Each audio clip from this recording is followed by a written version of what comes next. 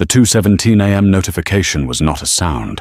It was a vibration, a mosquito wing buzz against the Italian marble of the nightstand.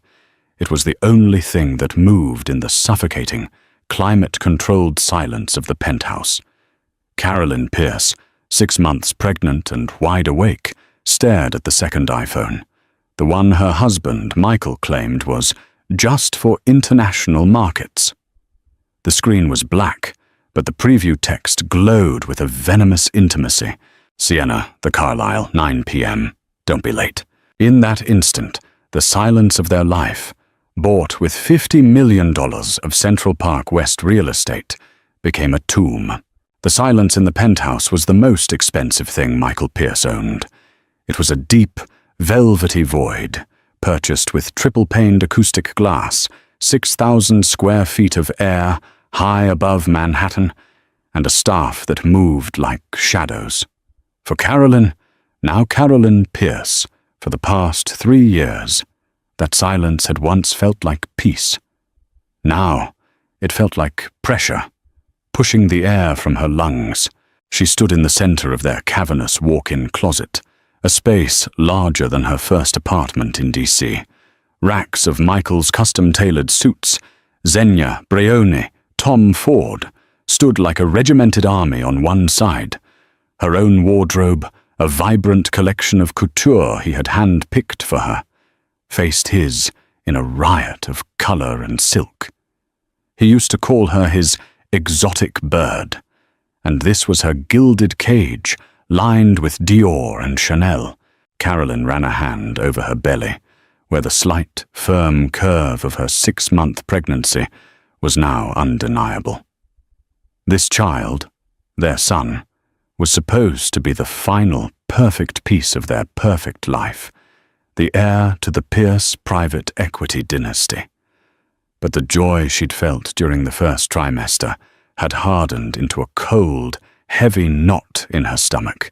The betrayal hadn't come as a sudden, shattering event. It was a slow poison seeping into the foundations of their marriage. It started with the little things, the late nights at the office that stretched into mornings, the urgent business trips to Hong Kong and Berlin that left him smelling of a perfume that wasn't hers. A faint, cloying scent of Frederick Moll's Portrait of a Lady. Too sophisticated, too deliberate to be an accident. It was the way he angled his phone away from her, a screen that had once been open to her now turned into a dark, guarded secret. Michael was a creature of habit and towering arrogance. That combination, Carolyn was beginning to realize, would be his undoing. He believed he was too clever to get caught, and that she was too docile, too in love, to ever suspect him. He was wrong on both counts. The first real crack in the facade had appeared a month ago. He had left his secondary phone, the one he claimed was for international business, charging on his nightstand. An almost laughably amateur mistake. At 2:17 a.m., as Carolyn lay awake, wrestling with pregnancy-induced insomnia, it lit up. Not with a call or a text, but a calendar notification. Sienna, the Carlisle, 9 p.m. Don't be late. Sienna. The name was elegant, exotic. It sounded expensive, just like everything else in Michael's life. Carolyn's heart hammered against her ribs, a frantic drumbeat in the suffocating silence. Her first instinct was to grab the phone, wake him, and scream, to shatter the placid surface of their lives with the jagged edges of her pain. But a deeper, colder instinct took over. An instinct she thought she'd buried long ago from a life before Michael. Before she was Carolyn Pierce, society wife and philanthropist in training. She was once Carolyn Reed, one of the sharpest opposition researchers in Washington, D.C. Her job hadn't been accounting. It had been deconstruction. She dismantled political careers. She followed the real money, the dark money, to uncover the rot buried beneath layers of complex pacts and corporate lies. She didn't just hunt financial predators. She hunted the politicians they owned. She'd been the one to find the offshore account that ended a senator's career, the one who traced a charitable donation back to a Russian oligarch, effectively killing a cabinet nomination. She'd given it all up for Michael. She'd been burned out, cynical, and tired of the fight. He had seemed so solid, so charming, so real. He promised her a life of peace, a life where she wouldn't have to fight anymore. She had believed she'd found a love that made her old life of suspicion and spreadsheets feel grey and irrelevant. Now, staring at that glowing screen, she realized she hadn't given it up. She had only been dormant. That night, she didn't sleep. She slipped out of bed, her movements as silent as the staff she so rarely saw. She went to her home office, a sterile white space she rarely used. She turned on her encrypted laptop, a relic from her old life that Michael found adorably paranoid, and began to dig. She didn't start with his phone. She started with his money. Money never lied. Michael's finances were a labyrinth of shell corporations, offshore holding companies, and blind trusts designed to minimize taxes and maximize secrecy. To anyone else, it would be impenetrable. To Carolyn, it was a language she spoke fluently. Her mistake had been love. She had willingly blinded herself. She'd accepted his explanation that this complexity was just smart business. Her greatest weapon was his ultimate arrogance. When they married, he had given her access to the master accounts of the family office. It was a grand romantic gesture, a symbol of their partnership. He never imagined she possessed the skill to actually comprehend the system, let alone navigate it. He thought her Oppo research job was about gossiping and reading voting records. He had no idea she could read a wire transfer confirmation like a page of poetry. For weeks, she spent her nights mapping his empire while he slept, or while he was out at one of his business dinners. She was a ghost in the machine, tracing wire transfers, analyzing credit card statements, and cross-referencing expense reports. And there she was, Sienna Laru. The name appeared again and again. A penthouse apartment at Hudson Yards, paid for by a Delaware LLC, MJP Holdings III, linked directly to Michael. A black Amex Centurion card, a supplementary on an account Carolyn had never seen, racking up charges at Bergdorf's, Cartier, and five-star hotels around the globe. Flights that mirrored Michael's own travel schedule, but always in first class, one row behind him. He wasn't just having an affair. He was funding a parallel life. The pain was immense, a physical blow that left her breathless. She would sit in her cold office at 4 a.m., one hand on her swelling belly, the other scrolling through hotel folios from the peninsula in Hong Kong. The baby would kick, as if sensing her distress, and the tears would finally come. Silent, hot tears of humiliation. But the strategist in her was detached. Pain was data. It fueled her. The sheer scale of the deception was staggering. It wasn't just about the money. It was the meticulous planning, the years of lies woven into every "I love you," every gentle touch on her stomach, each whispered promise. Each smile he gave her across candle-lit dinners was now revealed as part of a grand illusion, one she had lived in without question. Her stomach turned with the weight of those memories, now curdled and tainted. She dug deeper, past the girlfriend, into the real fortress, his business. She found the leverage points, the hidden debts, the secret partners. She found the contingency folder, buried on a server he thought was air-gapped. It was his blackmail folder. Dirt on his competitors, on corrupt politicians, even on board members of his own firm. This was how he won. Not by being smarter, but by being dirtier. She now understood the man she had married. He wasn't a king. He was a parasite, and she was just his latest host. But the true catalyst, the event that turned her from a woman betrayed into something far more dangerous, came last Tuesday. Michael was on a conference call in his home office. He called it his skiff, a soundproof room he'd had built for sensitive negotiations. The heavy oak doors were shut. He believed they were impenetrable. They weren't. Not if you were standing right outside, and not if the door was, by some miracle of fate, left a fraction of an inch ajar. Carolyn was walking past on her way to the kitchen, her bare feet silent on the cold marble floor. She was about to pass the door when she heard his voice, low, sharp, and stripped of its usual charm. He wasn't talking about acquisitions or investor calls. He was talking about her. The prenup is ironclad, Kenji.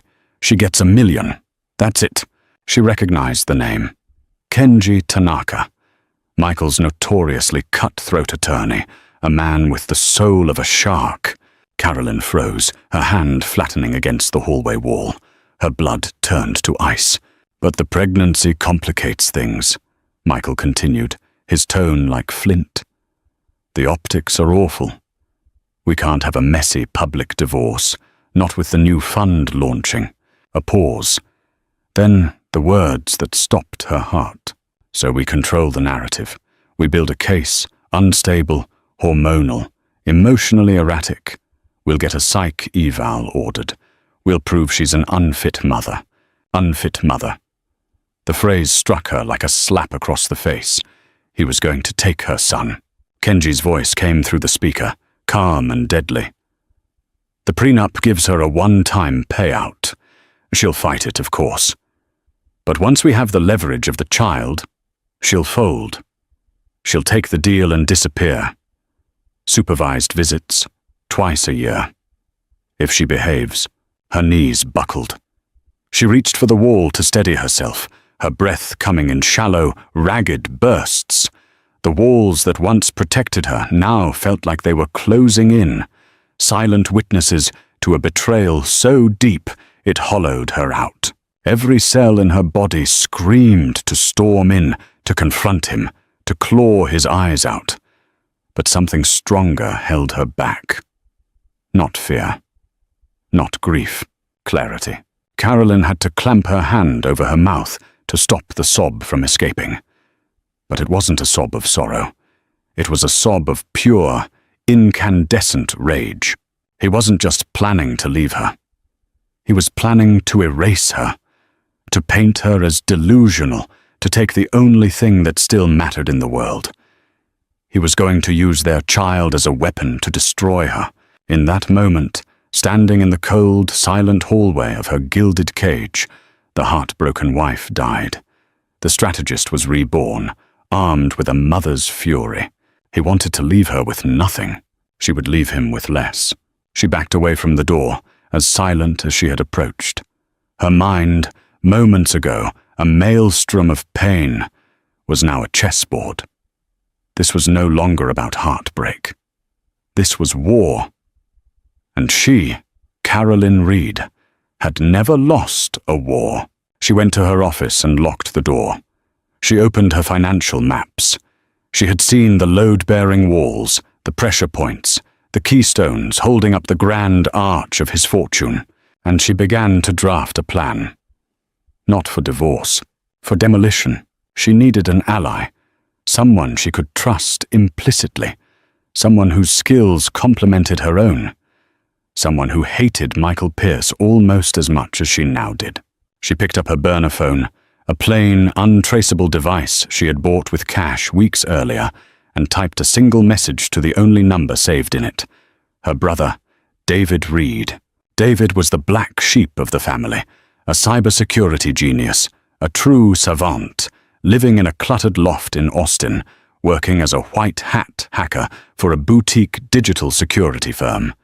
He saw the world in code, lines of breach and protection. He had always despised Michael, calling him a charismatic sociopath from the first time they met at Thanksgiving. Carolyn had once dismissed it as brotherly jealousy. Now she saw it as the clearest truth she'd ever missed. Their relationship was complicated. She had bailed him out of serious trouble years ago, a youthful indiscretion involving the Department of Defense. He owed her, and they both knew it.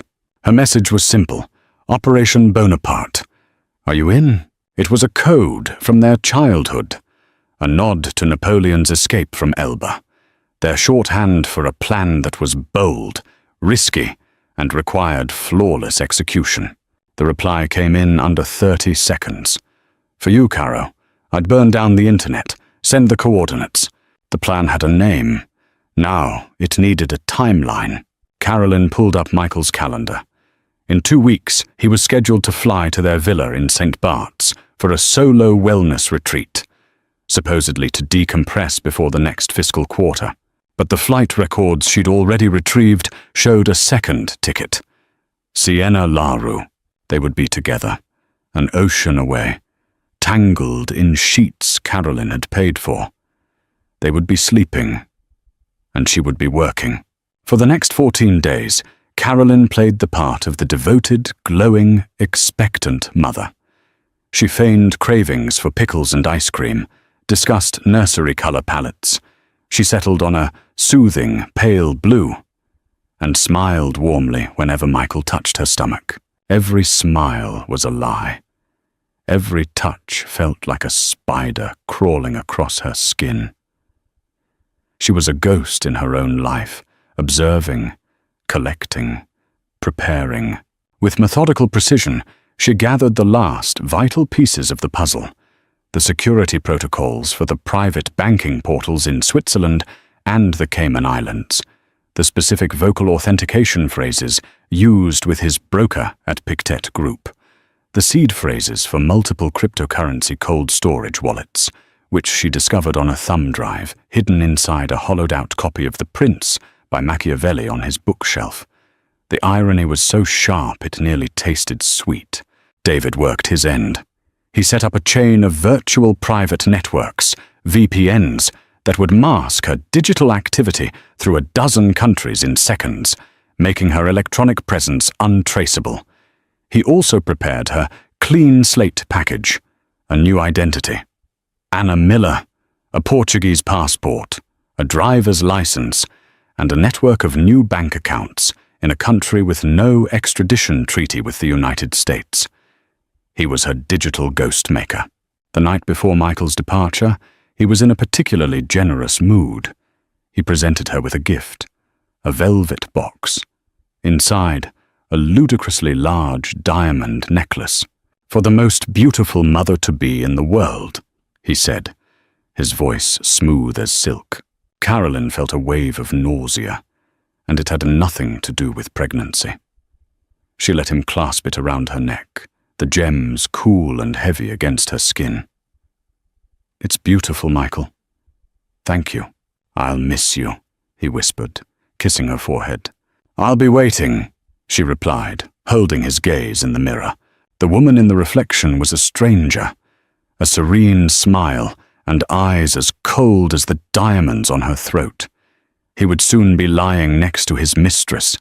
She would be waiting, not for his call, but for the moment she would burn everything he'd built to the ground. The flight to St. Bart's departed from Teterboro at 10:05 p.m. Carolyn watched the private jet's icon move slowly across the flight tracker app on her burner phone until it became a speck over the Atlantic. Michael would be settling in, sipping a vintage champagne. Sienna would be with him. The performance had begun.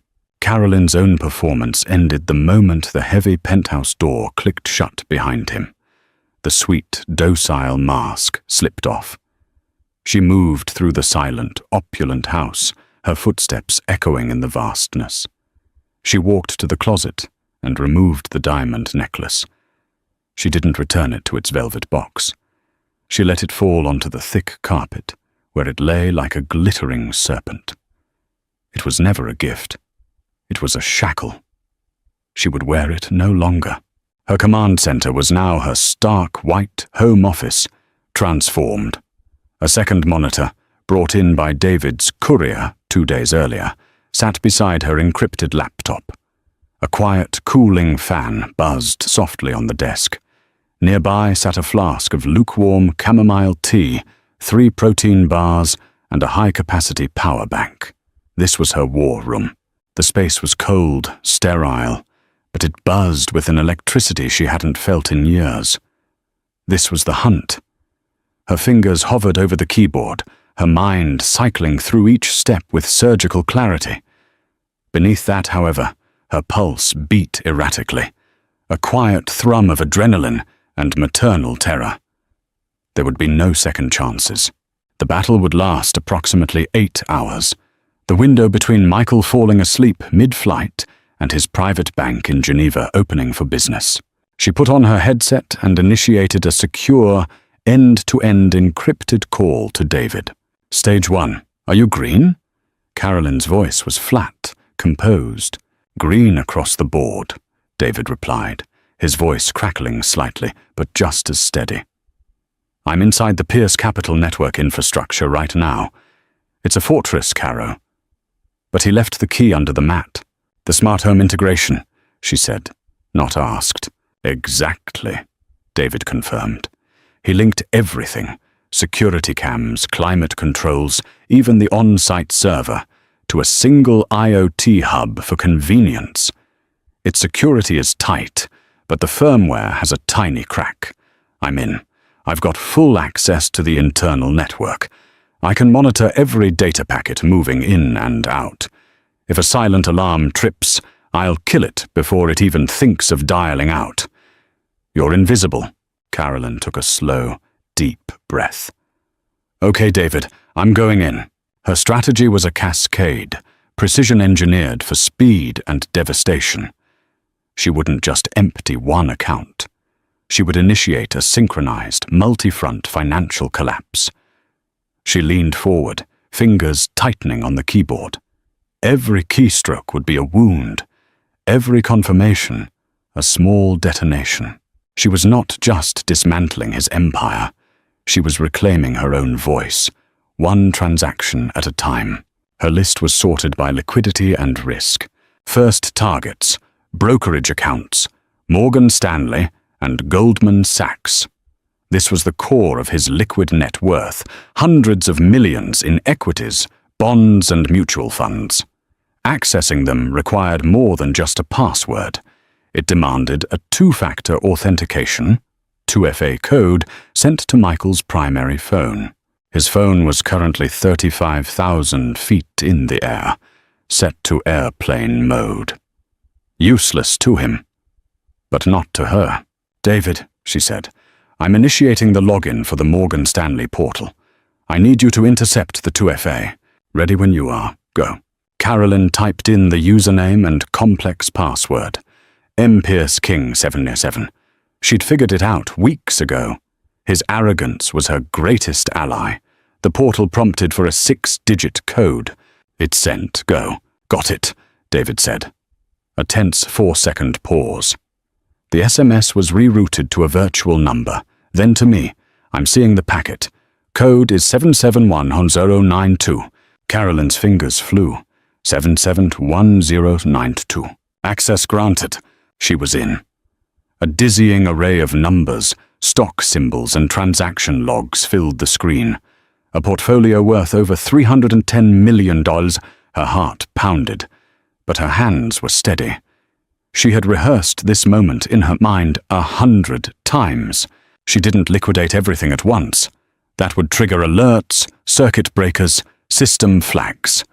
Instead, she initiated a series of strategic block trades.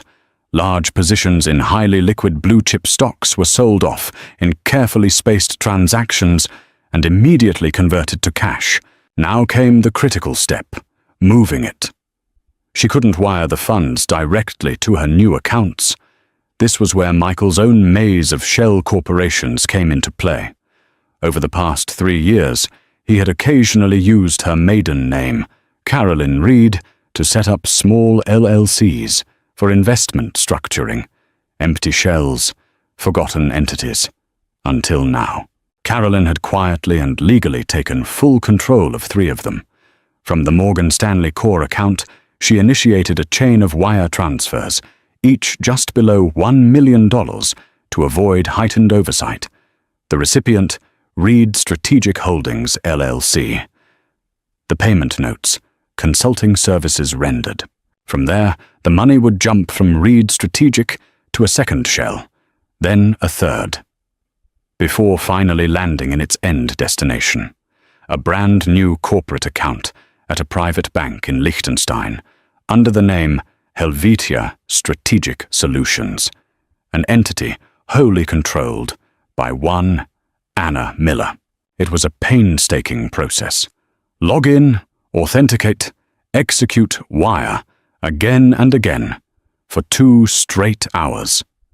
She repeated the exact process with the Goldman Sachs account. The numbers in the Liechtenstein account climbed at a staggering pace. Second target, the offshore strongholds, Pictet Group in Geneva, and a smaller bank in the Cayman Islands. This was the old money, the buried money. It was also the hardest to breach. The security at this level was biometric. To access the Pictet account, Michael used voice authentication. "You need to give me your best, Michael," David said, his voice carrying a trace of gallows humor. Carolyn was ready.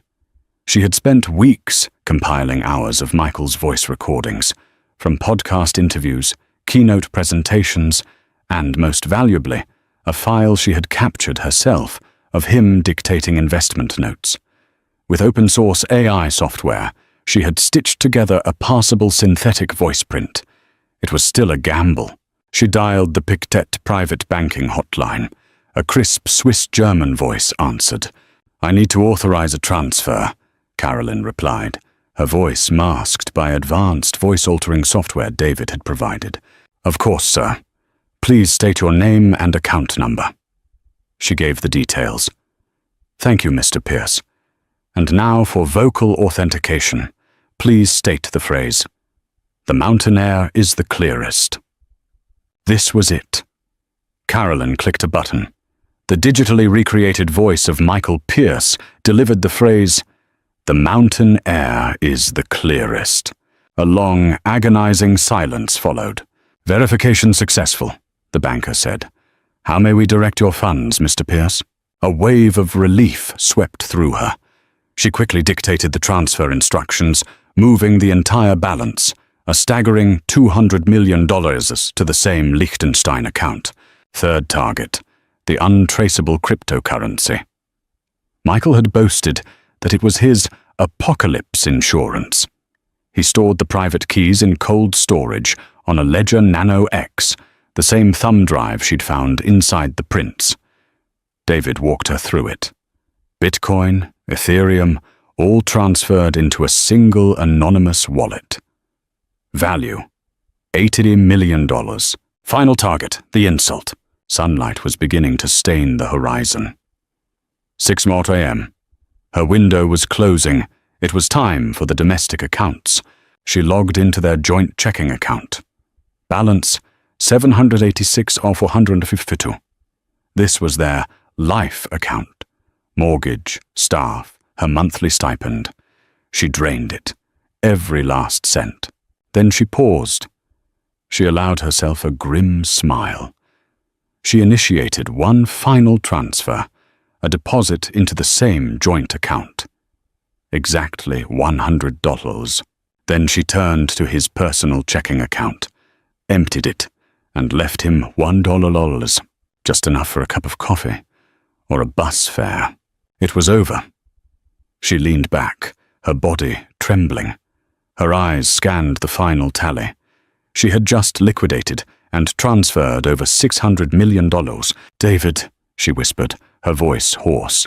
"It's done. Phase 1 is complete." "Jesus, Caro," David breathed. "I'm looking at the logs. It's a digital guillotine. You didn't just rob him. You erased him." "Phase 2, she said, already in motion. The data. Michael's in-house server, tucked away in the climate-controlled basement, held his entire life. Every email, every contract, and most importantly, the hidden encrypted partition labeled contingency. His blackmail folder. Now it was hers. "I'm initiating the transfer to the secure cloud," David said. "It's 800 gigs. It'll take about 20 minutes. Once it's done, I'll wipe the source drive. I mean, really wipe it. DoD-level sanitation. Not one byte will survive." While the data flowed, Carolyn moved through the house. She didn't take anything of luxury. Not the jewelry, not the art, not the designer clothes. She packed one suitcase. Essentials only. The burner phones, her new passport, the crypto ledger, the things she had owned before Michael, and the tools of the life she would live after. She walked into the bedroom. His pillows still bore the imprint of his head. She felt nothing. She stepped into the master bathroom and retrieved the positive pregnancy test from the drawer. The one that had started it all. The one with its twin pink lines, defiant and undeniable. She placed it gently on his pillow. Her phone buzzed. A message from David. "Download complete. Wiping the drive now. You need to go, Caro. Now. The digital trail is gone. Now erase the physical one." Carolyn descended the grand staircase for the final time. In the foyer, she paused. Her eyes fell on a massive, framed photo of her and Michael on their wedding day. They looked so happy. It was all a lie. She took the single house key from her purse and set it on the marble table beneath the portrait. Then she walked out the front door, leaving it unlocked. At the bottom of the long, winding drive of their other home, the Greenwich estate she'd driven to in a rental car booked under a false name, an untraceable car service was already waiting. The sun was rising. It was the first day of her new life, and the last day of Michael Pierce's. He just didn't know it yet. Michael Pierce awoke to the gentle rumble of descent into St. Bart's and the syrupy voice of a flight attendant offering a warm towel. He felt invincible. The flight had passed in a blissful, dreamless haze. He'd spent the first 2 hours messaging Sienna, teasing her, before slipping into a deep sleep. He was a king in the clouds, flying toward his mistress, with his perfect life and pregnant wife waiting obediently back home. He disembarked, breezing through the private customs lane. Just beyond, Sienna was waiting. She looked radiant in a white linen dress. He kissed her hard, a possessive, public claim. "The wait is over," he replied, guiding her toward the sleek black Mercedes waiting to take them to the villa. The first hint of trouble was subtle.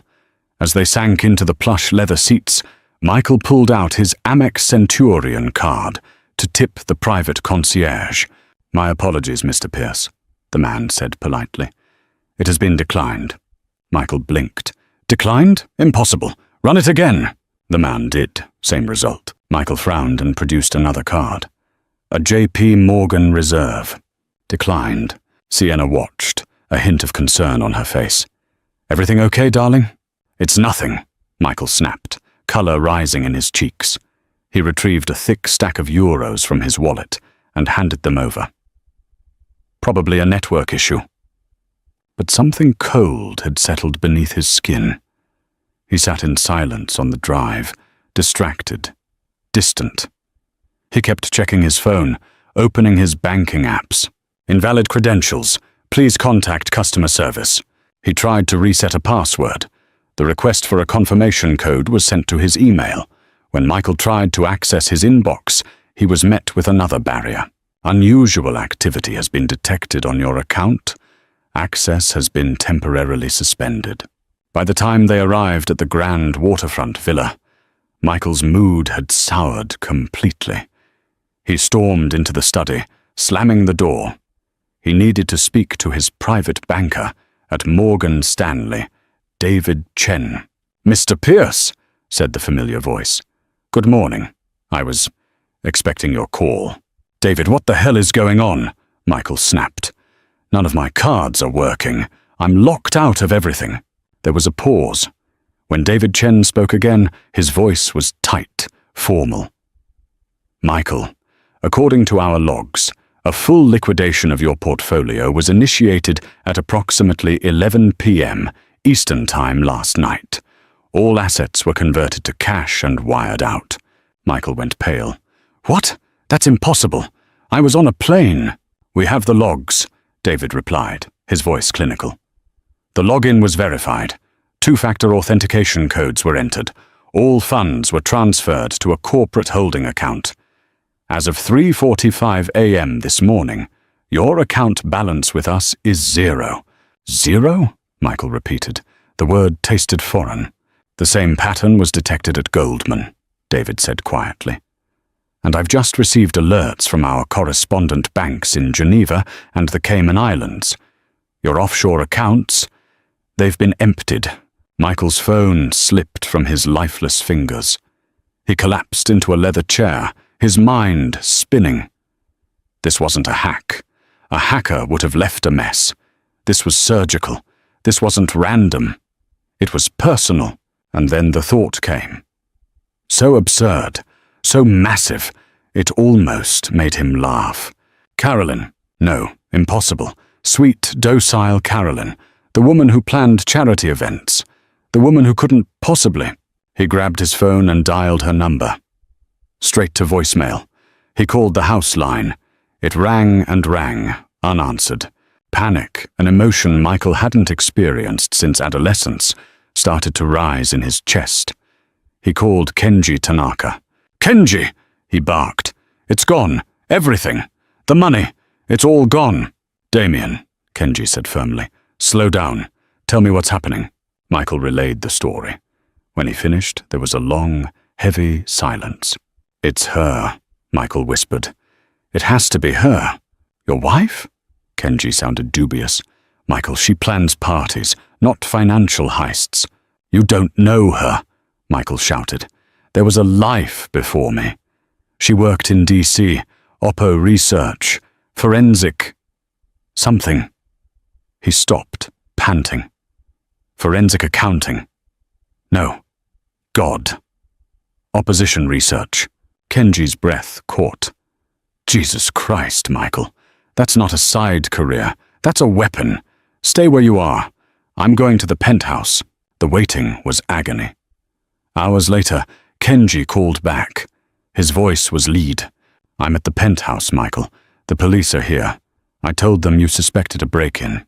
And? Michael demanded. There's no forced entry, Kenji said quietly.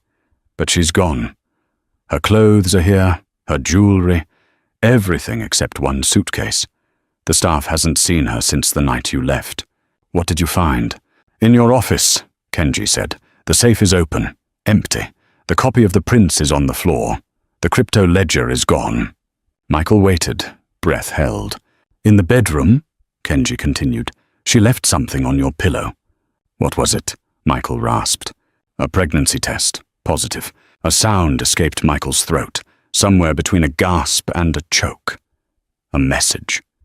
She wasn't just taking the money. She was taking his child, his heir, and the server, Kenji added, his voice low. The server in the basement. It's been wiped, professionally. Whatever was on there, Michael, it's gone. Or rather, someone else has it now. The blackmail files, the leverage, the power, all of it. Find her, Michael whispered, his voice sharp and venomous. I don't care what it costs. Use everything. I want her found, Kenji. I want my son, and I want her to pay. Find Carolyn Reed. The hunt had begun. But Carolyn Reed no longer existed. A week later, a woman named Anna Miller, visibly pregnant, stepped off a train in Lisbon, Portugal. She wore simple clothes, her once glossy hair cut short and dyed a mousy brown. She checked into a modest, prepaid apartment overlooking the Tagus River. That night, she received an encrypted message from David. They're good, Caro. Kenji's team is sharp. They're tracking the money flow. They found the Liechtenstein account. They're moving to freeze it. Anna Miller, FK Carolyn Reed, felt a small, cold smile touch her lips. She typed her reply. I know. I expected them to. How much was in it when they froze it? David's reply came back instantly. About $5 million. Anna sipped her herbal tea. Good. That was the bait. The rest is already in cold storage and gold bullion, sitting in a vault in Zurich. Let them have the $5 million. It's their finder's fee. She was not just running. She was redeeming. She opened her new laptop and a secure satellite-linked internet connection. She opened the 800 GB contingency file. She didn't send it to the press. That was messy. That was Michael's way. Her way was surgical. She anonymized a single file, proof of Michael's specific insider trading on a recent pharma deal, and sent it to a dedicated SEC whistleblower portal. She took another file, proof of a U.S. senator's affair, funded by a Pierce Capital slush fund, and sent it directly to the senator's wife, a woman Carolyn knew from her D.C. days to be far more ruthless than her husband. Finally, she took the files detailing Michael's plans to leverage his own partners out of the new fund and sent them, anonymously, to the partners themselves. She closed the laptop. The storm had been unleashed. It wasn't about the money. The money was just the tool. It was about justice. It was about ensuring that man could never, ever use his power to threaten her or her child again. He hadn't just lost his wife. He hadn't just lost his son. He had lost the armor that made him invincible. 3 months later, Anna Miller sat on a small balcony in Lisbon, the bright Portuguese sun warming her face. She held her newborn son, Leo. She was reading the international news on her tablet. Michael Pierce indicted on multiple counts of securities fraud. Senator Davis resigns, citing family reasons. Pierce Capital Partners files for Chapter 11. Bankruptcy following internal coup. She looked down at the sleeping infant in her arms. It's just us now, little one, she whispered. It was never about revenge. It was about resilience. It was about taking back the dignity he had tried to strip from her, one lie at a time. She had been a victim. Then she became a survivor. Now, finally, she was free. This is a story of resilience, of the strength a mother finds, and of the price of betrayal. If Carolyn's story of taking back her power resonated with you, please like this video and share it with someone who needs to be reminded of their own strength. Don't forget to subscribe for more stories of justice and second chances. What happens when a man who has everything decides his pregnant wife is something he can simply throw away? Sterling Hale, a millionaire carved from ice, shatters his perfect life, and his wife Leora's heart for a younger, more dazzling mistress. He thinks he's won. He thinks he's in control. But he's about to learn the devastating truth. The only thing more dangerous than a woman scorned is a woman who finds her strength. When Leora not only survives, but begins to build a new life with his greatest rival, Sterling's cold facade cracks, unleashing an obsession that will destroy everything he has left. This is a story of ultimate betrayal, a woman's incredible fight for redemption, and the explosive consequences of a powerful man realizing he lost it all. The silence in their Manhattan penthouse was a living thing. It breathed in the sterile air circulated by a system Leora had once marveled at, and now found suffocating. It clung to the vast panes of glass that overlooked Central Park, a sprawling carpet of green that felt 1,000,000 miles away. For 3 weeks, this silence had been her primary companion, a more constant presence than her husband, Sterling Hale. At 34, Sterling was a titan of industry, a man who didn't just walk into rooms but conquered them. His face, a collection of sharp, handsome angles, was a mask of cool calculation that had graced the covers of Forbes and Fortune. He moved with the predatory grace of a man who had never been told no, When he had first turned his intense, cobalt-blue eyes on Leora Quinn, a quiet art historian with a love for dusty books and impressionist light, she had felt like the most seen woman in the world. He had pursued her with a singular focus that she mistook for devotion.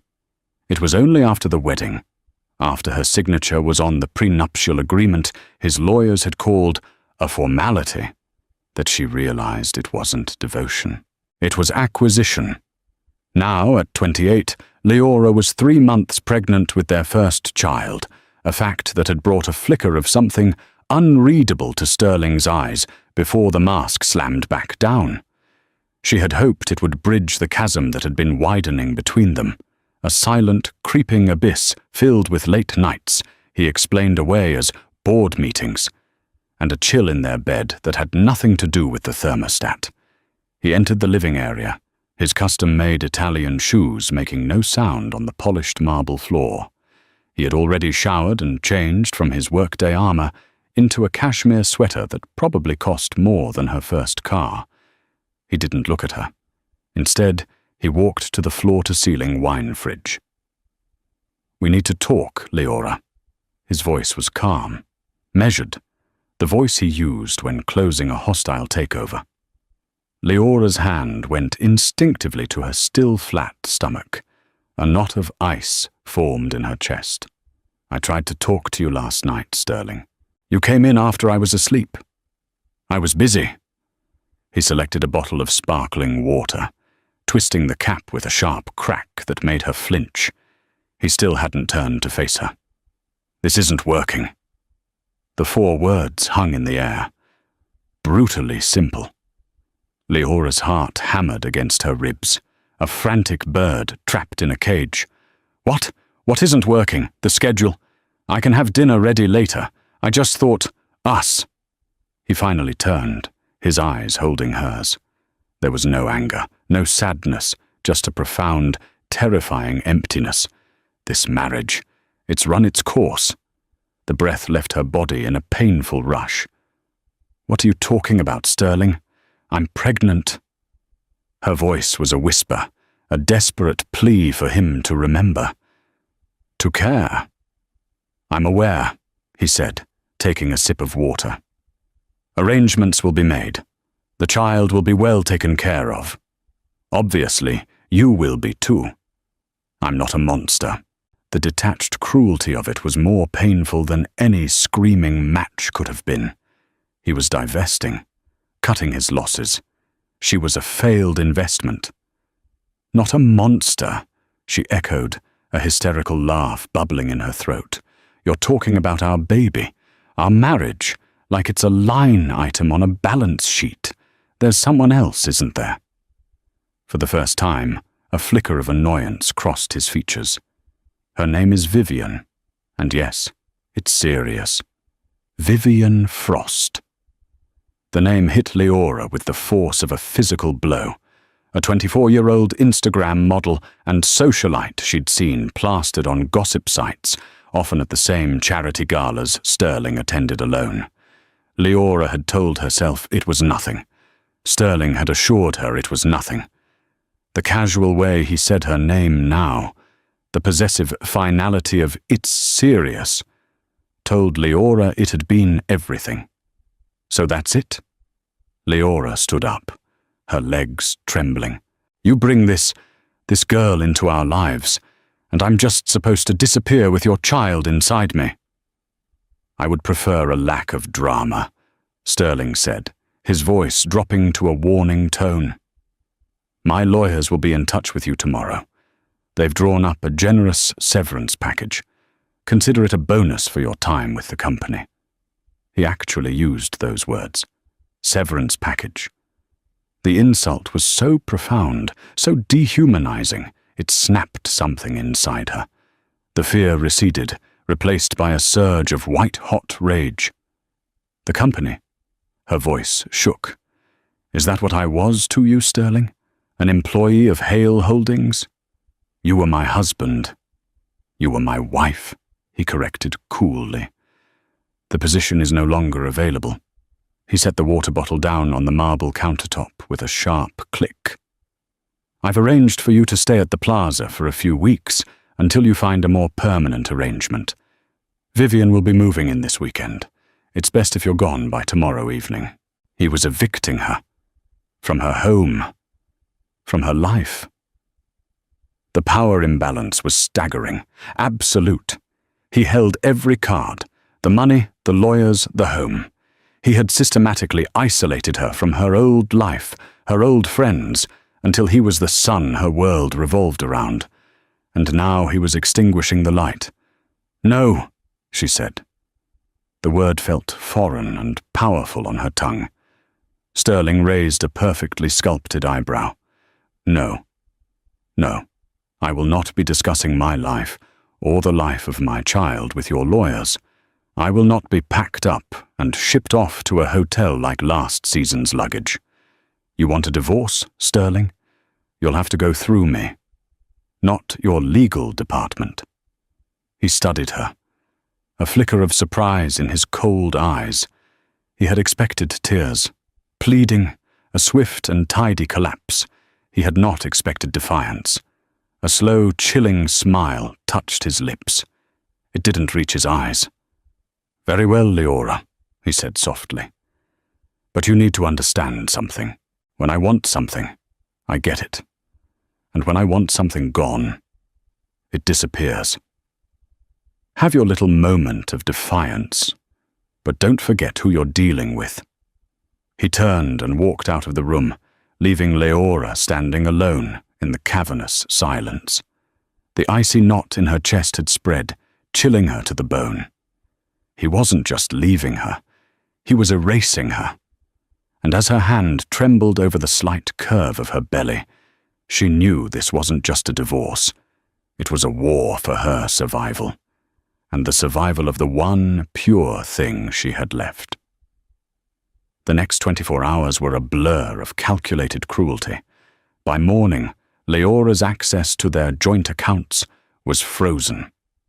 A curt email from Sterling's personal assistant informed her that a moving service, for her convenience, would arrive at 2 p.m. to pack her personal belongings and transport them to a storage unit. The key to the penthouse would be deactivated at 6 p.m. Sharp. He was dismantling her life with the efficiency of a corporate restructuring.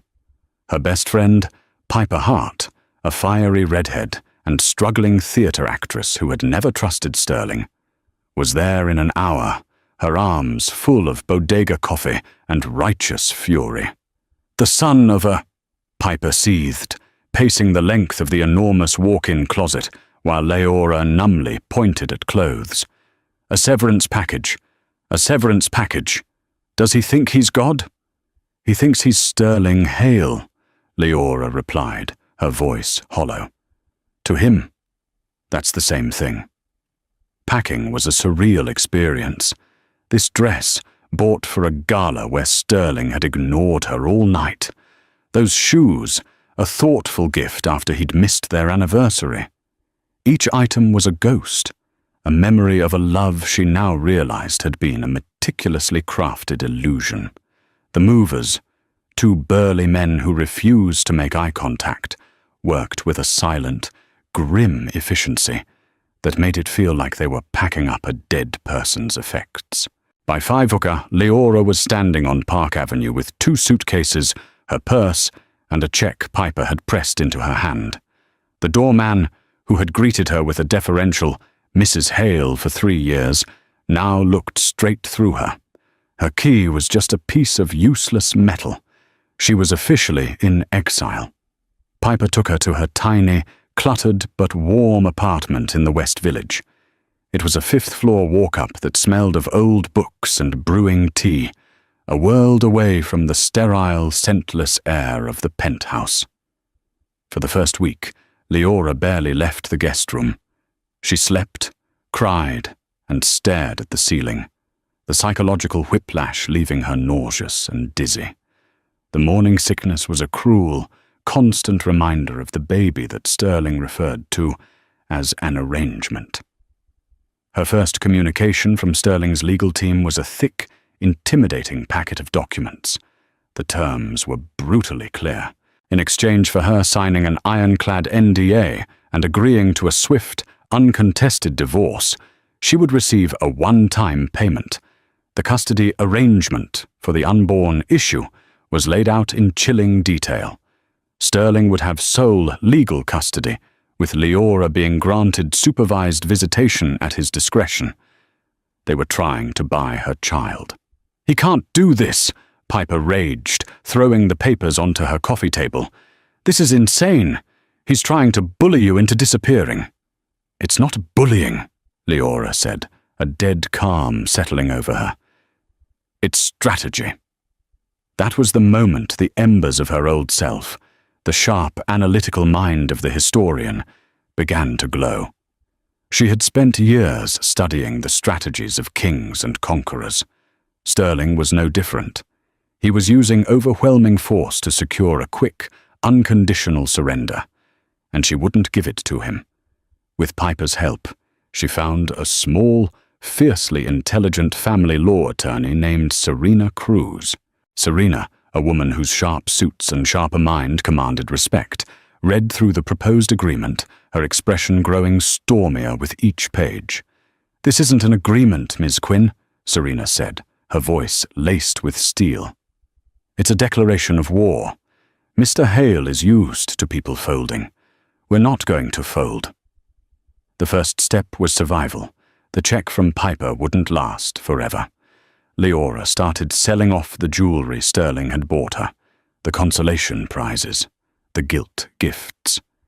Each transaction felt like shedding a layer of false skin. With the money, she rented a small one-bedroom apartment in a modest building in Greenwich Village. It was sparse, with second-hand furniture and walls that needed painting, but it was hers. One rainy Tuesday, feeling a desperate need for air, she found herself wandering through the small, independent art galleries in the neighborhood. The quiet reverence of the spaces soothed her frayed nerves. In one gallery, a collection of stark, powerful photographs of urban decay caught her eye.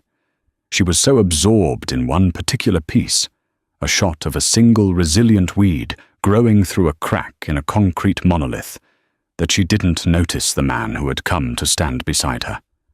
"It's incredible, isn't it?" a deep voice said.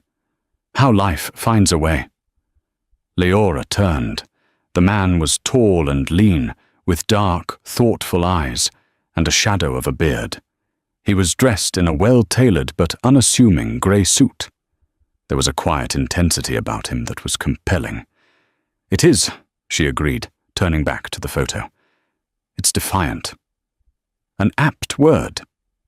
He gestured to the photograph. "Most people see the decay. You see the defiance." He smiled, a genuine, warm expression that was a startling contrast to Sterling's cold smirks. "I'm Cassian Wolfe." The name sent a jolt through her. Cassian Wolfe, the CEO of Wolfe Development. He was Sterling's most significant and bitter rival. They were polar opposites in the business world. Sterling was known for hostile takeovers and ruthless downsizing. Wolfe was known for sustainable projects and a reputation for integrity. Their enmity was the stuff of financial legend. Sterling despised him with a passion that bordered on pathological. Leora's guard went up instantly. Was this a coincidence? "Leora Quinn," she said, her tone cooler than she intended. Cassian's eyes widened in recognition. It wasn't her name he recognized, but her face. He had seen her in photos on Sterling Hale's arm. A ghost of a pained expression crossed his face. He knew who she was, and likely what had happened. The New York elite gossip mill was ruthlessly efficient. "I'm sorry," he said, his voice soft with what sounded like genuine sympathy. "For what it's worth, I've seen his work up close. No one deserves that." Leora bristled. She didn't want his pity. "I don't know what you mean." He didn't push. He simply nodded, his gaze returning to the photograph. "Well, Miss Quinn, it was a pleasure to meet you." He gave her another small, respectful smile and walked away, leaving Leora with a strange mix of suspicion and an unwelcome flicker of warmth. He hadn't been predatory or invasive. He had been kind. Meanwhile, Sterling was discovering that his life with Vivian was not the seamless upgrade he had anticipated. The penthouse, once a silent sanctuary of his control, was now filled with the chaos of Vivian's world. Her friends, vapid and loud, were a constant presence. The silence he craved was replaced by the incessant clicking of her phone's camera as she documented every moment of her new luxurious life for her followers. She was beautiful, exciting, completely enthralled by him, but he found her adoration cloying, her conversation shallow. He'd won, but the prize felt hollow. He had expected Leora to crumble, to take the money and vanish, a footnote in his biography. Instead, his lawyers reported that she had retained counsel. She was fighting back. He saw paparazzi shots of her looking pale and thin, but undeniably resolute, walking into a lawyer's office. One evening, a photo from a society blog popped up on his feed. It was from the gallery opening. A candid shot showed Leora, her hand resting on her pregnant belly, talking to Cassian Wolf. They weren't touching, weren't even standing particularly close, but they were sharing a space, a moment. A sickening, unfamiliar emotion coiled in Sterling's gut. It was hot, acidic, and tasted like poison. It was jealousy. It was possession. How dare she? How dare he? She was still Mrs. Sterling Hale. She was carrying his child. The sight of her in the same frame as his most hated rival was a personal, intolerable affront. He picked up his phone and dialed his head of security. "I want to know everything about her new life," he commanded, his voice a low growl. "Where she goes, who she sees, everything. And I want leverage on Wolf. Find it. I don't care what it takes." He had tried to erase her with indifference. Now he would erase her with his power. The game had changed. It was no longer about a quiet divorce. It was about utter, complete destruction. Life in the village was a study in contrasts for Leora. The loss of immense wealth was less jarring than the return of autonomy. She learned the rhythms of the subway, the names of the grocers at the local market, the simple joy of buying a coffee without it being charged to a faceless corporate account. It was a smaller life, but it was profoundly, wholly her own. The legal battle was a slow, grinding war of attrition. Sterling's lawyers sent endless motions, demanded exhaustive financial disclosures from her pre-marriage life, and attempted to paint her as an unstable gold digger. Serena Cruz was a bulldog, countering every move with meticulous, unyielding professionalism. "He's trying to bankrupt you emotionally," Serena told her during one grueling strategy session. "Don't let him."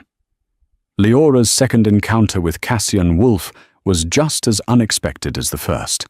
She was in a small, independent bookstore, running her hand over the spines of art history texts, when he spoke her name.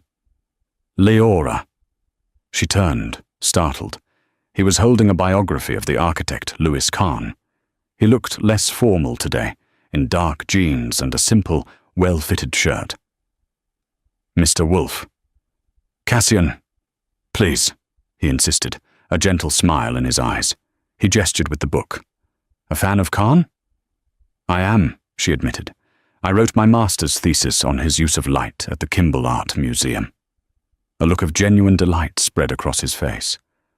"The Kimball is a masterpiece. It's practically a religious experience." For the next 20 minutes they forgot who they were, the jilted wife, the corporate rival, and became two people nerding out over architectural theory. He spoke with a passion and intelligence that was captivating. He wasn't just a developer who built glass towers. He was a man who understood the soul of a building. "Listen," he said as they stood by the door. "This is going to sound forward, and please feel free to say no. I'm hosting a small dinner party on Friday. A few friends, architects, artists, low-key.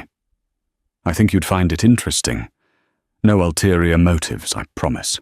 Just good conversation." Leora hesitated. Her every instinct, honed by years of Sterling's manipulations, screamed at her to be suspicious. Why was he being so kind? But another voice, quieter and tired of being afraid, urged her to say yes. She was lonely. She missed being around people who shared her passions. "I'd like that," she said, surprising herself.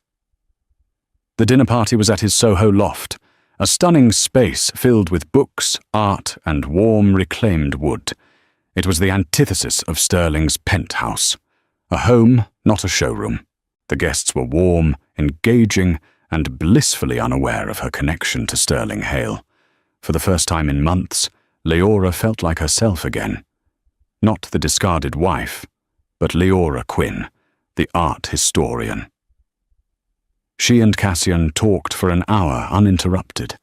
He told her about his start, how he worked his way up from a small construction firm.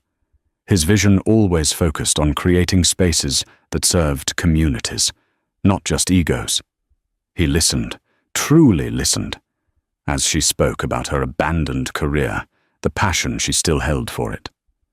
"You should be working in the field," he said, his expression serious. "You have a brilliant eye. Have you ever considered art consulting for architectural firms, curating the spaces they build?" "I wouldn't even know where to start," she confessed.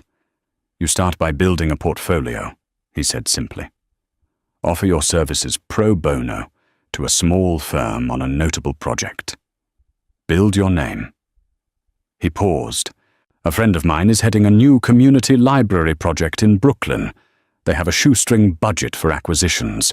They could use someone with your expertise to help them source affordable, meaningful pieces from local artists." It wasn't a handout. It was a door, slightly ajar. It was respect for her talent, something she hadn't felt in years. Tears pricked her eyes. "Thank you, Cassian.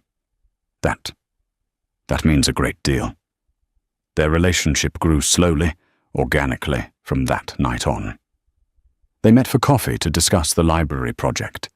He'd sent her articles about new exhibitions. She found herself looking forward to his texts, to his calm, steady presence. He never once spoke ill of Sterling. He never pried into the details of her divorce. His focus was always on her future. The library project became her lifeline.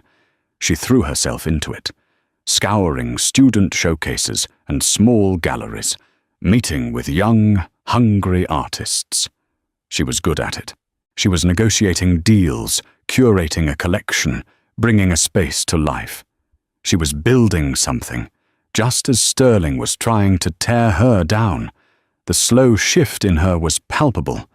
The fear that had been her constant companion began to recede, replaced by a budding confidence. Her body was changing, the gentle swell of her pregnancy now a visible, reassuring curve. She was creating life in more ways than one. Sterling, accustomed to hourly updates from his security team, watched this evolution with a mounting sense of rage. He saw photos of Leora, her face animated and happy, leaving the library site in Brooklyn.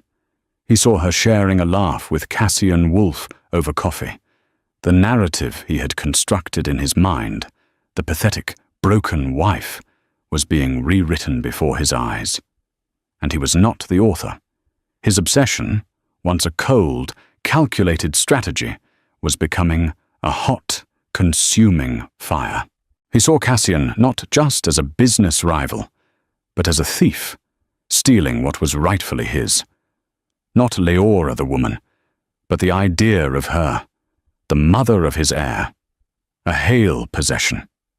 Seeing her thrive without him, and worse, with the help of Wolfe, was an intolerable narcissistic injury. The legal tactics escalated. His lawyers filed a motion for an emergency hearing, claiming Leora's unstable living situation and questionable associations posed a risk to the fetus. It was a thinly veiled attack on her friendship with Cassian. Sterling's life with Vivian was deteriorating rapidly. Her constant need for public validation grated on him. He'd come home seeking sanctuary and find her in the middle of a live stream, pouting for her followers. One evening she confronted him, her voice shrill. "People are talking, Sterling. They're posting pictures of her with him. It's humiliating. Why haven't you crushed her yet? You promised you'd handle it."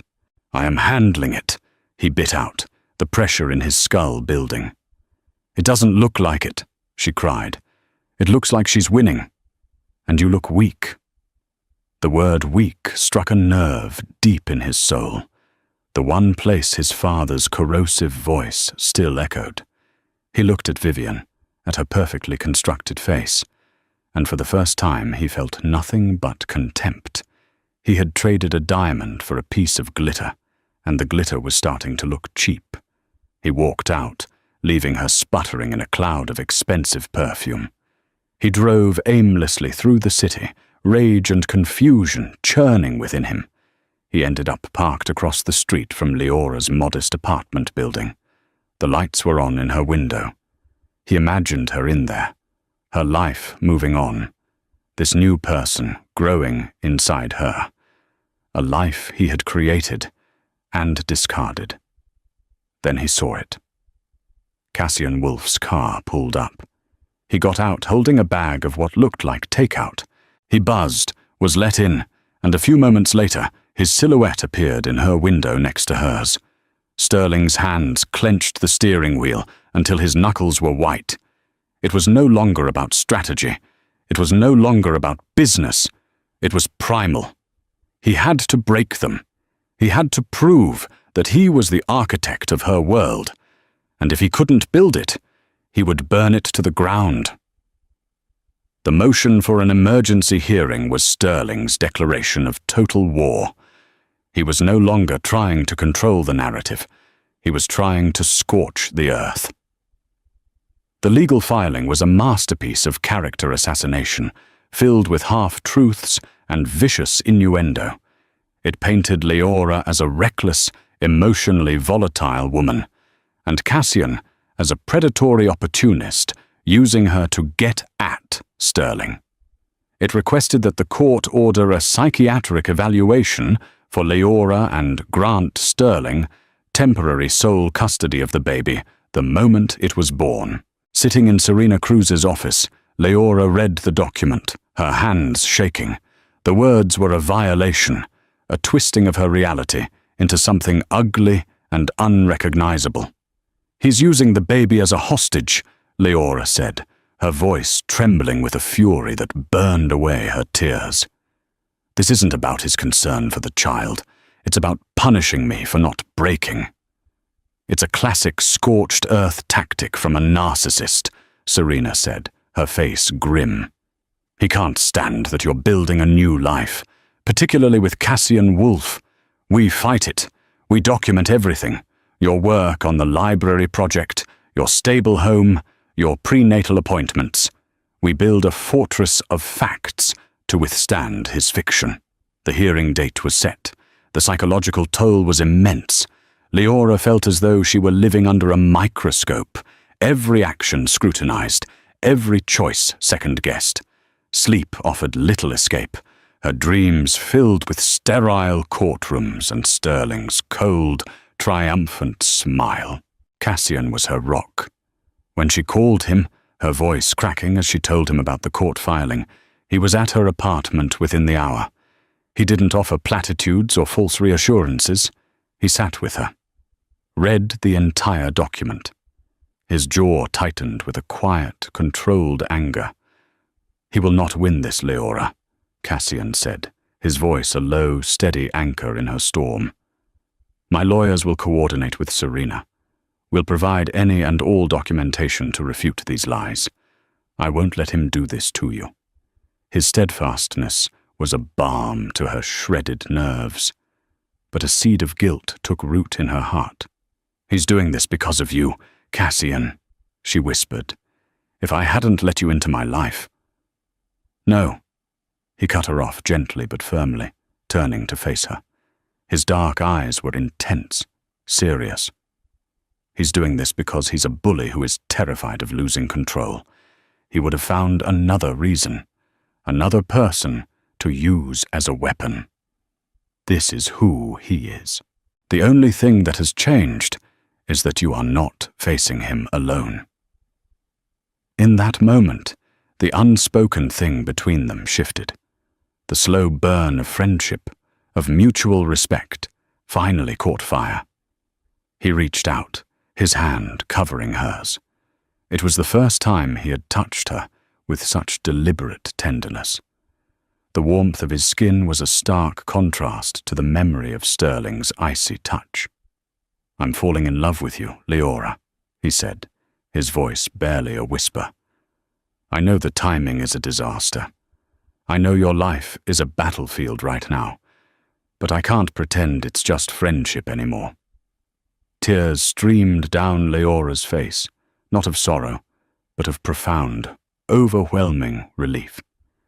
It felt like the first breath after being held underwater for too long. "I think I'm falling in love with you too," she confessed. Their first kiss wasn't a desperate, passionate affair. It was gentle, hesitant. A question and an answer, all at once. It was a promise of a future she hadn't dared to imagine. Sterling, however, was spiraling. His obsession was consuming his life. He was distracted at work, his Midas touch faltering. He made a reckless, ill-advised bid in a major auction for a new telecom company, a move driven by ego rather than strategy, and lost millions.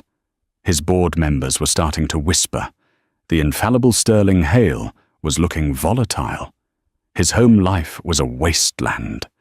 Vivian, seeing her dream life and Sterling's attention slipping away, grew more desperate.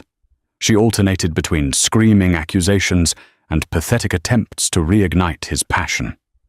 She would dress in lingerie he'd once found exciting, and he would look straight through her, his mind miles away, parked on a street in Greenwich Village. "What does she have that I don't?" she shrieked at him one night after he'd spent an hour silently staring at his phone, a private investigator's photo of Leora and Cassian leaving a restaurant on the screen. "Nothing," Sterling snapped, the lie tasting like ash in his mouth. But it was a lie. Leora had a quiet strength he had mistaken for weakness. She had a resilience he couldn't break. She had a core of integrity that made Vivian's desperate performances look tawdry and cheap. Leora had been real, and he had thrown her away for this. Vivian's fear and jealousy curdled into something venomous. She saw Leora not just as a rival for Sterling's affection, but as the wrecking ball to her carefully constructed future. If Sterling's empire crumbled, so did she. She had clawed her way out of a destitute background she hid from everyone, and she would not go back. She decided to take matters into her own hands. She found Leora's address. One afternoon, she appeared at the door of the Greenwich Village apartment, dressed in a staggeringly expensive outfit, her face a mask of false concern. Leora opened the door, her heart sinking. "Vivian, what do you want?" "I'm worried about you, Leora," Vivian began, her voice dripping with manufactured sympathy. "And I'm worried about Sterling. This war between you, it's destroying him." "This war was declared by him," Leora said coolly, not inviting her in. "But you keep fighting back," Vivian pressed, her eyes glinting. "You and Cassian Wolf. Do you have any idea what you're doing? You're making Sterling look weak, and that's the one thing he can't tolerate. He'll ruin you. He'll ruin Wolf. He will burn everything to the ground before he loses." "Is that a threat?" Vivian's facade cracked, a sneer twisting her perfect lips. "It's a fact. You think you're so righteous, don't you? The poor, abandoned wife. But you're not as innocent as you look. I know you were feeding him doubts about me long before I came along. I know you were playing the victim to make him feel guilty." Leora stared at her, bewildered. "What are you talking about? I never did that." "Oh, please," Vivian scoffed. "Don't play dumb. You think you can just take him back? He doesn't want you. He's only doing this because his ego is bruised. Leave him alone. Disappear. Take the money and go. It's the best thing for everyone, especially your baby." The confrontation was bewildering. Vivian's accusations were nonsensical, but it was also revealing.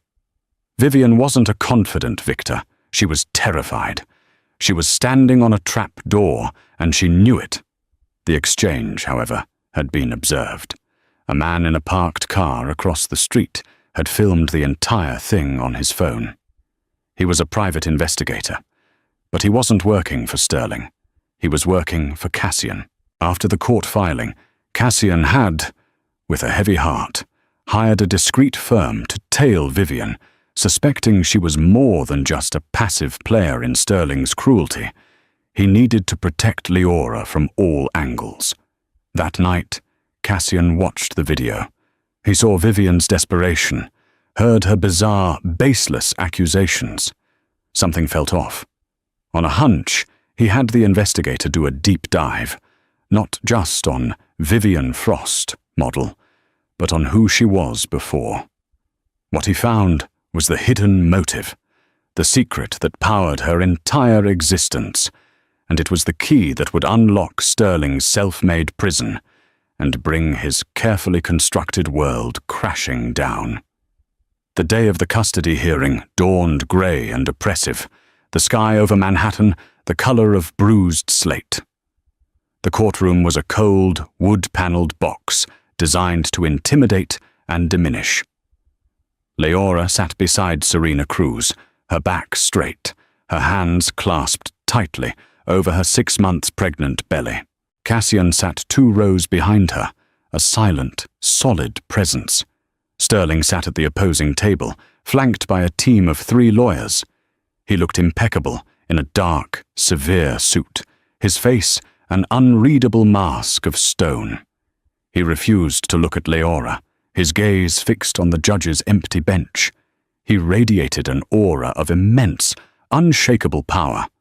The hearing began, and Sterling's lead attorney, a slick, silver-haired man named Lincoln Graves, went on the attack.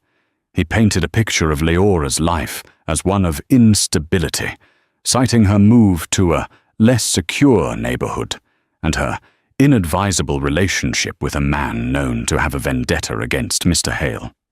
He was weaving a fiction of recklessness, and with every word, Leora felt her reality slipping. Then Serena Cruz rose to speak. "Your Honor," she began, her voice calm and clear, "we are not here today because of my client's instability. We are here because of Mr. Hale's obsession." Serena systematically dismantled their case. She presented Leora's lease, her prenatal records, glowing letters of recommendation from the library board. She presented a detailed report from a child psychologist who had evaluated Leora and found her to be remarkably resilient and eminently prepared for motherhood. Then she played her trump card. "Your Honor, the petitioner claims my client's association with Mr. Cassian Wolfe is a source of instability. I would argue it is Mr. Hale's reaction to this friendship that is the real cause for concern." She turned to Sterling's table. "Mr. Graves, is your client aware that his companion, Ms. Vivian Frost, paid a visit to my client's home 2 days ago?" A flicker of surprise flashed in Sterling's eyes. He shot a glance at Vivian, who sat in the front row, suddenly pale. "And is he aware," Serena continued, her voice rising, "that Ms. Frost threatened my client? We have a sworn affidavit from a witness." Graves objected. But the judge, her interest piqued, allowed it. The mood in the courtroom shifted. The first crack appeared in Sterling's monolithic facade. But Cassian knew this wasn't enough. Sterling could dismiss Vivian's actions as those of a jealous woman. He had to detonate the truth. During a short recess, he approached Serena and Leora, his face grim. He held a thin file. "There's something you both need to see," he said. "It explains everything." He laid out the findings of his investigator. Vivian Frost was born Vera Clough. Her father, a small-time contractor in New Jersey, had been driven into bankruptcy and despair a decade earlier after his company was deliberately crushed in a hostile materials buyout. The man who orchestrated that buyout, who saw a tiny competitor and decided to extinguish it for sport, was a young, ruthlessly ambitious Sterling Hale. Vera's father had taken his own life 6 months later. Leora gasped, her hand flying to her mouth. It wasn't a coincidence. It was a long-con revenge plot. She didn't just meet Sterling at a gala, Cassian explained, his voice low and urgent. She targeted him. She studied him. She spent 2 years maneuvering herself into his orbit. She learned his weaknesses, his ego, his rivalry with me. She likely fed him lies about you, Leora, fanning the flames of his insecurity to push him into her arms. This was never about love. It was about vengeance. She wanted to become his wife, secure her future, and then destroy him from the inside, just as he destroyed her family. The pieces clicked into place with sickening clarity. Vivian's bizarre accusations, her desperation, her intimate knowledge of how to manipulate Sterling's ego. Sterling, returning to the courtroom, saw the 3 of them huddled together, saw the file in Cassian's hand, and a cold dread, an emotion he hadn't felt since childhood, began to seep into his bones. When the hearing resumed, Serena Cruz requested permission to call a surprise witness to the stand. Vivian Frost. Panic flared in Vivian's eyes. She tried to refuse, but the judge, her curiosity now fully engaged, compelled her. On the stand, under Serena's razor-sharp questioning, Vivian's composure crumbled. The lies unraveled. When Serena produced a copy of her father's bankruptcy filing, with Sterling's signature on the acquisition papers, Vivian broke completely. "He deserved it," she sobbed, the words tearing out of her, raw and full of a decade of hate. She looked directly at Sterling, her face a mess of tears and smeared mascara. "He took everything from us. He smiled while he ruined my father. I was going to take everything from you, Sterling. Your company, your name, your son. I was going to make you feel what it was like to have nothing." A collective gasp moved through the courtroom. Every camera, every eye turned to Sterling. His mask didn't just crack, it shattered. The revelation was a cataclysmic blow. He stared at Vivian, this woman he had chosen, and saw not a prize, but a viper he had willingly brought into his bed. He saw the last year of his life not as a series of choices he had made, but as a script written by the vengeful daughter of a man he barely remembered ruining. His betrayal of Leora wasn't even his own idea. It was a symptom of his own vanity, expertly manipulated. The power he cherished, the control he wielded with such arrogance, was an illusion. He had been a puppet. He looked at Leora, truly looked at her for the first time in a year. He saw the woman he had loved, the quiet strength he had callously misjudged, the life they were supposed to have. He saw the swell of her stomach, containing a child born of a love he had murdered. And he saw her sitting next to Cassian Wolfe, a man who had shown her the respect and kindness he had been incapable of. The judge's voice was a distant buzz, the lawyer's words meaningless noise. The entire foundation of Sterling's identity, the master of the universe, the man in control, had been pulverized. He had lost everything. Not his money, not his company. But the one thing he now realized was priceless, a genuine human connection. He hadn't just been left. He had been exposed as a fool. He stood up abruptly, his chair scraping loudly against the floor. He didn't say a word. He simply turned and walked out of the courtroom, his shoulders, for the first time in his life, slumped in defeat. He pushed past the scrum of reporters, his face a ghastly shade of white. He had entered the courtroom as a king, demanding his property. He left as a hollow man, haunted by the ruins of a life he had single-handedly and so stupidly destroyed. The reckoning had come, not from a rival or a market crash, but from the ghosts of his own cruelty. The aftermath of the hearing was a quiet implosion. The case was dismissed, Sterling's petitions withdrawn with a terse email from a junior lawyer at his firm. The story, however, exploded. The tale of the cold millionaire, his vengeful mistress, and the resilient wife became the talk of New York. But for once, the narrative centered not on Sterling's power or Vivian's deceit, but on Leora's quiet dignity. Sterling disappeared from public view. He retreated to his silent penthouse. But the silence was different now. It was no longer a symbol of his control, but a reflection of his emptiness. Vivian was gone. Her name and face vanished as quickly as they had appeared, leaving behind only the wreckage of her long simmering revenge. Sterling was alone with the shambles of his life. He didn't fight the divorce. The papers were signed without contest.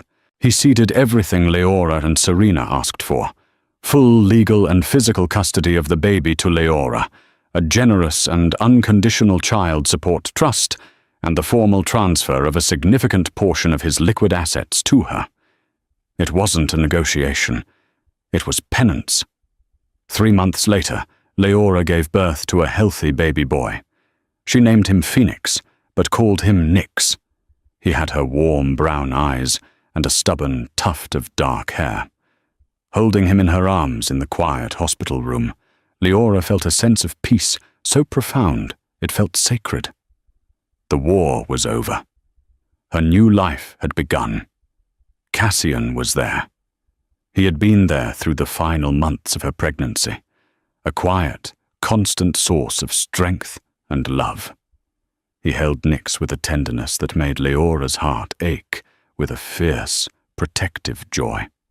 Their love story hadn't been forged in ballrooms and candlelit dinners, but in the trenches of a bitter legal war and the shared project of rebuilding a life. It was stronger for it. 6 months after Nix's birth, Leora received an unexpected email. It was from Sterling. It was short, stripped of his usual corporate jargon, and shockingly direct. Leora, I know there are no words that can undo the damage I've done. I was a fool, blinded by an arrogance I mistook for strength. I betrayed you, and I betrayed our son before he was even born. I expect nothing from you, not forgiveness, not a second chance. But I would like to be a father to Nix, not a provider, not a name on a trust fund. A father. I have started therapy. I am trying to understand the man I became, and to become a better one. If you would ever be willing to allow it, I would like to see him. The terms would be entirely yours. Sterling Leora read the email several times. The old Sterling would have sent a demand through his lawyers. This message was different. It was stripped of ego. It was the sound of a man who had finally hit rock bottom and was beginning the slow, painful climb. Back up. She talked it over with Cassian. His response was, as always, measured and supportive. Nix deserves a father, he said. If Sterling is truly willing to do the work to be a good one, that's a gift to your son. But the choice is yours, Leora. You're in control now. She agreed to a meeting in a public park on a crisp autumn afternoon. Sterling looked different. He had lost weight, The arrogant swagger was gone, replaced by a hesitant uncertainty. He didn't try to touch Nyx at first. He just looked at him, his eyes filled with a universe of regret. That was the beginning of Sterling's redemption. It wasn't a grand cinematic arc. It was a slow, painful, private process. It was awkward, supervised visits in the park. It was him learning how to hold his son, how to change a diaper, how to exist in a room without trying to command it. He sold the penthouse, moved into a smaller, more human-scale apartment. He stepped down as CEO of Hale Holdings, taking a less public role on the board. He was dismantling the monument he had built to his own ego, stone by stone. He never got Leora back. He never tried. He saw the easy, genuine love between her and Cassian, saw the stable, happy home they were building for Nyx. He understood, with a clarity that was both painful and freeing, that he had forfeited his right to that life. His redemption wasn't about reclaiming what he'd lost, but about honoring it from a distance. It was about becoming a man worthy of being Nyx's father. 2 years later, Leora, Cassian, and a laughing, toddling Nyx were feeding ducks by the pond in Central Park. It was a perfect Sunday. Leora, now a sought-after art consultant with her own small, successful firm, felt a sense of contentment, so deep it was like sunlight warming her from the inside out. Across the pond, partially hidden by a willow tree, Sterling watched them. He wasn't spying. He was just watching. He saw his son, happy and loved. He saw the woman he had thrown away, radiant and thriving. A sharp pang of his colossal loss struck him, as it always did. But this time, it was followed by something else. A quiet sense of gratitude. Gratitude that they were okay. Gratitude that, despite his best efforts to destroy it, this beautiful life existed. He gave a small, sad, accepting smile. He had been a cold millionaire who had lost it all. But in the losing, he had found a sliver of his humanity. It wasn't the ending he would have ever chosen, but it was the one he had earned. He turned and walked away. Not a titan of industry, but just a man, finally understanding the true measure of wealth. And so, Sterling Hale learned the hardest lesson of all. You can't put a price on a human heart. Leora's journey, from the depths of betrayal to a life filled with authentic love and purpose, is a powerful reminder that our greatest strength is often forged in our deepest pain. This wasn't just a story about a rich man's downfall. It was about a woman's incredible rise. It shows that true power isn't about control or wealth, but about resilience, forgiveness, and the courage to build a new life from the ashes of the old. If this story of heartbreak, resilience, and redemption moved you, please give this video a like and share it with someone who appreciates a story with real emotional depth. And for more compelling dramatic stories that explore the complexities of the human heart, make sure you subscribe to our channel and hit the notification bell. Thank you for watching.